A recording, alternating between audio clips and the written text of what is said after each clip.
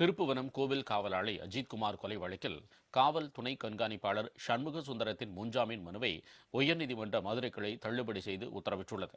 மதுரை மாவட்டம் திருப்புவனம் மடப்புரம் பத்திரகாளி அம்மன் கோவில் காவலாளி அஜித்குமார் கொலை வழக்கில் தனிப்படை காவலர்கள் கண்ணன், ராஜா, ஆனந்த், பிரபு, சங்கரமணிகண்டன் ஆகியோர் கைது செய்யப்பட்டு மதுரை மத்திய சிறையில் அடைக்கப்பட்டுள்ளனர்.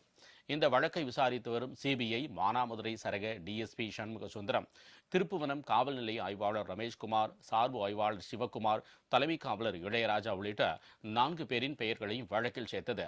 இந்த வழக்கில் சிபிஐ போலீசார் தன்னை கைது செய்யாமல் இருப்பதற்காக காவல்துறை துணை கண்காணிப்பாளர் சண்முக சுந்தரம் முன்ஜாமீன் கோரி உயர்நீதிமன்ற மதுரை கிளையில் மனு தாக்கல் செய்திருந்தார். இந்த மனு நீதிபதி ஸ்ரீமதி முன்பு விசாரணைக்கு வந்தது. அப்போது சிபிஐ தரப்பில் ஆஜரான வழக்கறிஞர் முகைதீன் பாட்ஷா ஏற்கனவே கைது செய்யப்பட்ட காவலர்களுக்கு நீதிமன்றம் ஜாமீன் வழங்கவில்லை எனவே மனுதாரருக்கு முன்ஜாமீன் வழங்கக்கூடாது என்றும் வாதிட்டார். அப்போது குறுக்கிட்ட நீதிபதி காவல்துறை துணை கண்காணிப்பாளரை ஏன் இன்னும் கைது செய்யவில்லை என கேள்வி எழுப்பினார். தொடர்ந்து மனுதாரர் தரப்பில் ஆஜரான வழக்கறிஞர் முன்ஜாமீன் மனுவை திரும்ப பெற்றுக் கொள்வதாக தெரிவித்தார். இதனைத் தொடர்ந்து முன்ஜாமீன் மனுவை திரும்ப பெற அனுமதி வழங்கிய நீதிபதி இந்த மனுவை தள்ளுபடி செய்து உத்தரவு பிறப்பித்தார்.